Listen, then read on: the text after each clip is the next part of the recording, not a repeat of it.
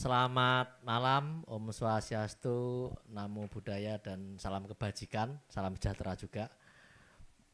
Pertama-tama saya ucapkan selamat datang dan juga tentu saja selamat bagi para peserta Pekakota Institute tahun ketiga ini yang lolos seleksi di tahun ini. Kemarin memang saya tidak banyak terlibat di dalam memberikan pengantar karena memang saya sengaja ngasih pengantar ini di depan. Dan sebelumnya selamat datang juga Mas Marco, guru, sahabat, teman, dan sobat berdebat selama bertahun-tahun terakhir ini yang malam ini juga hadir. Sengaja saya pasang Mas Marco di awal karena memang bagaimanapun Pekakota Institute ini erat hubungannya juga dengan waktu itu Histeria tahun 2012-2013 sedang mencari imannya sendiri untuk berada di Semarang. Karena kami ini berangkat dari sebuah kelompok seniman atau kolektif seni, tetapi pada tahun 2012-2013 kami membutuhkan sesuatu yang lebih relevan, yang bisa menjadi alasan keberadaan dan aktivitas kami sendiri di kota. Dan kesempatan itu datang kebetulan dipertemukan oleh alam gitu ya kira-kira Mas Argo. Waktu itu Rujak juga sedang bikin dinamika pengetahuan perkotaan. Itu sesuatu yang sebetulnya asing sama sekali untuk kami, meskipun Histeria sudah bertahun-tahun bergerak di soal isu kota, tapi tidak sampai masuk ke kampung gitu kan, tidak sampai melihat kota dalam konteks yang lebih besar. Itu belum waktu itu. Nah, yang menarik dari dinamika pengetahuan perkotaan, Rujak sendiri waktu itu tidak memberikan satu kurikulum bagaimana kita belajar tentang kota dan bagaimana kita terlibat. Setidaknya itu yang saya tangkap. Mas Marco bisa mengkoreksi waktu itu. Tapi yang justru berharga bagi kami adalah Rujak kemudian memberikan fasilitas dan terutama Mas Marco untuk mengembangkan versi diri kami sendiri. Versi kalau kita ngomong sekolah urbanis ya versi kita gitu. Dan hampir tidak pernah disalahkan, terutama oleh Mas Marco sebagai satu supervisor kalau kita bilang senior gitu ya. Enggak ada. Jadi apapun yang kita lakukan meskipun dalam hati kita kayaknya agak meleset nih. Tapi Mas Marco selalu bisa melihat sisi positif. Itu yang membuat kami merasa lebih percaya diri untuk mengembangkan sesuatu yang tidak ada presidennya. Karena di Semarang nggak banyak yang melakukan seperti ini dan juga apalagi kelompok seniman gitu ya.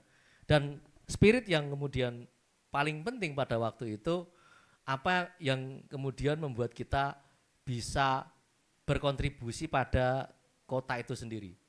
Nah, dan apa yang kemudian menggerakkan Histeria itu bukan didorong oleh satu keinginan luhur seperti cita-cita bangsa, enggak ada. Tapi lebih pada bahwa keberadaan kita itu buat apa? Ngapain? Kita ini berkesenian dari 2004. Ini buku-buku ini tebal-tebal. Ini bukti bahwa kami itu tidak sedang omong kosong. Itu semua ada di situ. Kegagalan dan eksperimen kami semua itu di situ. Tetapi kalau kita tidak bisa menemukan satu alasan keberadaan kita, wah itu nggak ngerti. Karena bertahun-tahun waktu itu kita tidak mendapatkan popularitas itu juga enggak. Kami itu enggak terkenal. Sekarang sedikit ya, tapi tahun itu enggak. Terus enggak ada uang dari apa yang kami kerjakan. Jadi kesenian yang kami cintai sungguh-sungguh ini, mohon maaf tidak bisa memberikan kehidupan. Lantas untuk apa keberadaan kami? Wes gak terkenal, gak kaya ya toh, gak penting juga kayaknya. Tapi yang kita sadari betul bahwa apa kemudian yang terjadi pada kota itu akan kembali pada kita. Persoalan bahwa kita peduli atau gak peduli, kita terlibat gak terlibat, sampah itu akan datang ke kita. Street crime atau kejahatan jalanan itu juga suatu saat barangkali menghampiri kita atau segala macam. Ini adalah satu ekosistem yang menurut kami kita bisa berkontribusi. Dan paling sederhana waktu itu kontribusi apa yang paling mungkin? Ya kesenian. Jadi saya tidak melihat bahwa kesenian itu lebih tinggi derajatnya dibanding disiplin-disiplin yang lain.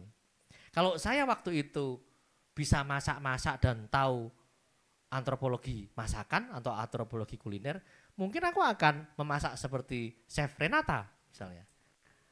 Kalau saya sebagai seorang atlet seperti Arham, mungkin saya akan berkontribusi menjadi pemain sepak bola.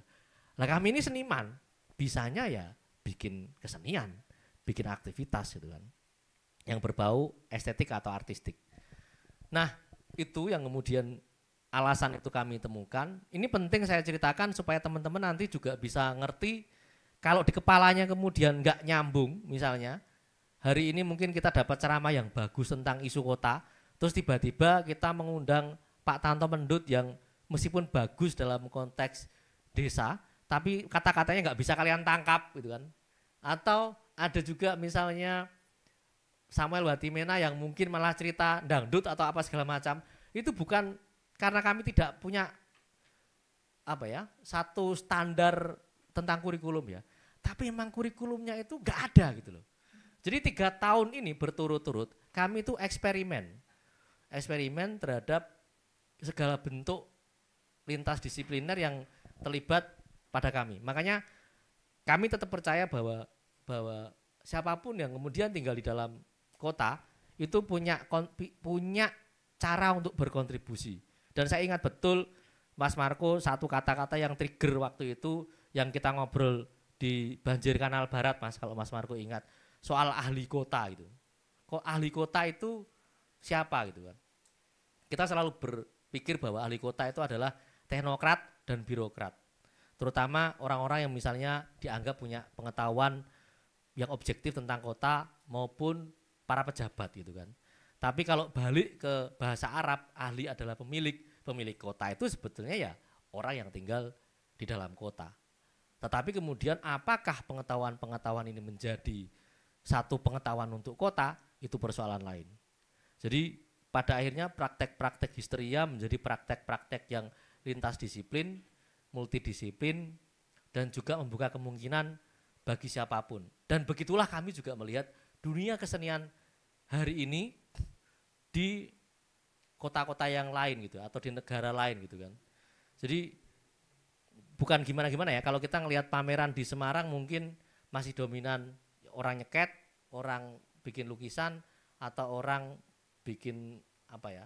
Ya kalau kalian lihat galeri gitu. Sementara di pergaulan kami orang bikin karya sumbernya dari bakteri sampai ngomongin soal UFO dan segala macam nggak sampai di Semarang. Jadi betapa gap pengetahuan ini terjadi di kota ini. Dan saya dari sejak awal bahwa punya kepedulian bahwa Semarang itu bagaimanapun adalah kota besar dan dia adalah ibu kota, harusnya dia menjadi ibu bagi kota-kota yang lain. Setidaknya kota-kota yang di sekitarnya misalnya. Dan betapa sedih jika teman-teman datang dari Batang, dari Brebes, dari Pekalongan, dari Salatiga, dari Surakarta barangkali atau dari Demak dan seterusnya. Di sini ternyata tidak banyak kita menyaksikan diskusi yang menarik, presentasi atau pameran yang oke dan juga referensi-referensi yang mengayakan. Kalian pulang lagi ke Juwana, ke Kudus segala macam, akhirnya hanya tidak mendapatkan berbagai referensi yang mungkin bisa mengayakan. Pulang-pulang ya segitu aja.